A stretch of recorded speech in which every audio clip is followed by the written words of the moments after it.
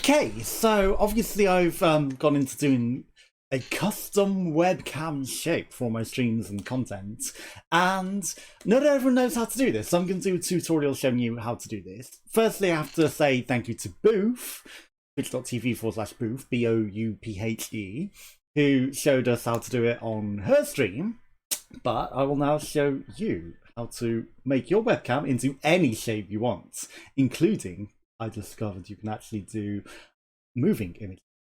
So, what you want to go to is your filters. Obviously, I've got a delay on mine of a second because the Elgato delay is about a second.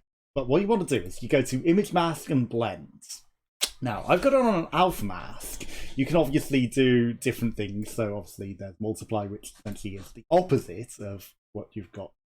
And you can also do a color mask, which is, again, if you're going to use colors, but you know, you can do addition, but that really gets rid of everything other than that, and then subtraction is just like that, again, gets rid of everything, which you don't really want to do. You want to do an alpha channel so that it remains alpha outside, so essentially it's see-through around your webcam rather than blocking it off with pointlessness.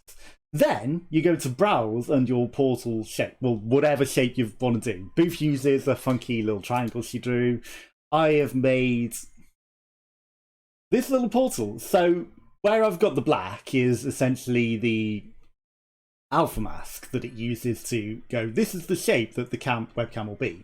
Now, there's sort of bits around the edges. I was lazy. I was making my portals to do around the outside as well, and it's just like, it ended up with like, I'll just be lazy. So I've got my alpha mask, and there's the sort of dots.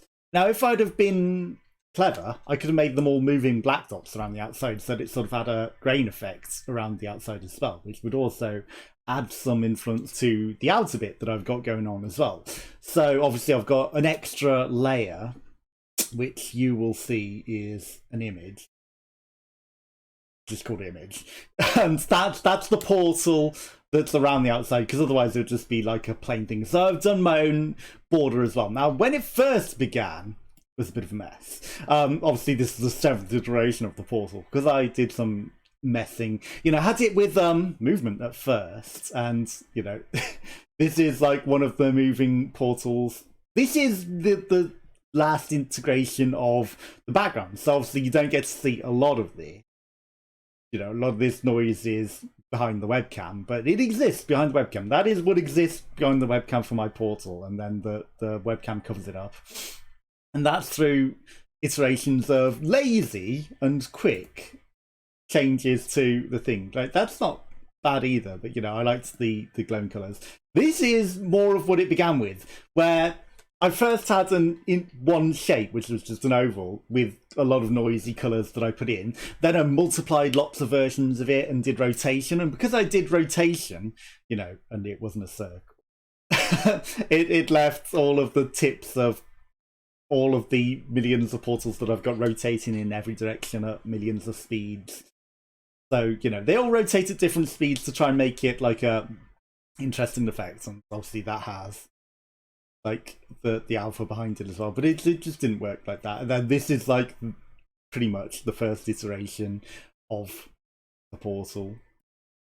This was the first. It didn't quite work. It kept changing colours a bit too much. I didn't like how much the colours changed. So, you know, I wanted multiple colours, but I made sure that the other layers of different colours stayed behind like the primary colour, so it just wasn't like a glitchy mess.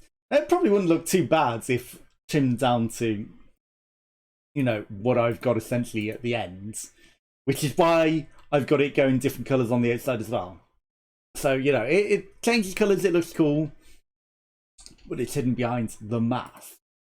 And, you know, that's just how I've done it. Obviously, you can use any shape you want, and you can obviously choose the fill colour. Obviously, I've got it on black. So you could use any colour you want and mask out any colour, but it's best to use black and white. So, you know, you have black where you want your camera shape to be, and white for everything you want masked out and obliterated. So you could literally have any shape you want. You could have a triangle like Booth has, have portal like I've got. You could just have it go around your face if you really want, you know, basically where you're going to sit, and just make a mask for that. So, you know, there's any infinite number of masks that you can do, and then the opacity is obviously how faded do you want it. Outside, obviously, I've got, and you know that just works for me. But that's how you make your thing. But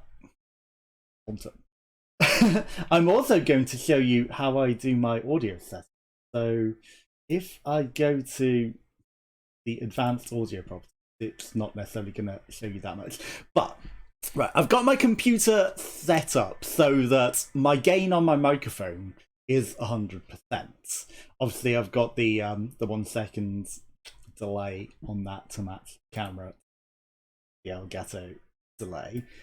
Right, so if we go to the mic and we go to advanced, or the filters. Okay, so the filters. So obviously 100% gain through your Windows setup. Then obviously my computer fan can be noisy. So we go noise suppression at that point. So it reduces it by 30%. So it's quieter, which removes a lot of the noise. And then you reduce the gain. So its gain is down minus 4.5 again.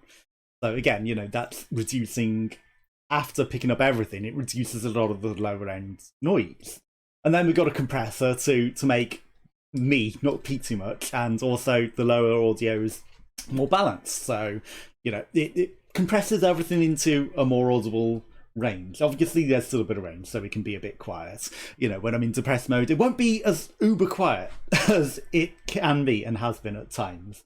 So, you know, essentially, this just makes everything a lot closer, but still having some range. Like, some people like to eliminate range entirely and just have it all sound the same volume, but you know, when I'm ultra depressed and I'm speaking quiet and not realizing it, it's going to be louder, and when I'm peaking, it's not going to over peak, so it cuts off the peak. And then that's also the only reason that I've got the noise gate as well, is to also minimize and hide the fan, because if you speak, you test it out for your ranges. You speak as quiet as you think you're going to speak, and you know, you set it to make sure that it picks that up as your lowest. And then, you know, I've got a fairly basic highest with the close thresholds. So the open is where it's your lowest, where you speak your lowest, and then the close is where you want it to cut off, and it will still make noise. It'll still pick up the recording even if you're above that, but it won't pick up the recording if you're below that, but it won't broadcast above that. So, you know, it just makes sure you don't peak. And the fan noise will also get hidden, because only when you speak will anything be audible, which does a lot. A lot of people don't use noise gates, but, you know, for these reasons, it can be useful. But that's how I do my audio setup anyway. But yeah, I hope these tips are helpful for you to help improve your OBS and your streams and whatever. And, you know, be creative with your shapes. You can do literally any shape you want. You can be an egg, you could be a heart, you could be alien shape. I don't know, literally any shape webcam you want, and you know, come up with your own borders. I recommend borders, but not everyone would necessarily use it. You can have some sort of over effect on it as well, with some sort of PNG that's like transparent over it. There's a lot of creativity, and again, if you use an animated GIF, you could have any sort of effects going on. Try not to make it too busy though, because I made mine way too busy to begin with, and then I just went simplicity. You could even use it on scene transitions, like if you had like a James Bond circle coming in, you could make the cam circle in and move across and then grow out in the middle and do like a James Bond intro sort of effect. So there's infinite creativity that you can do with just the filters alone. But yeah, that is how you apply a mask filter to change the shape of your webcam and my audio set. I hope you have a great time, and I'll catch you next time. Bye bye bye bye bye.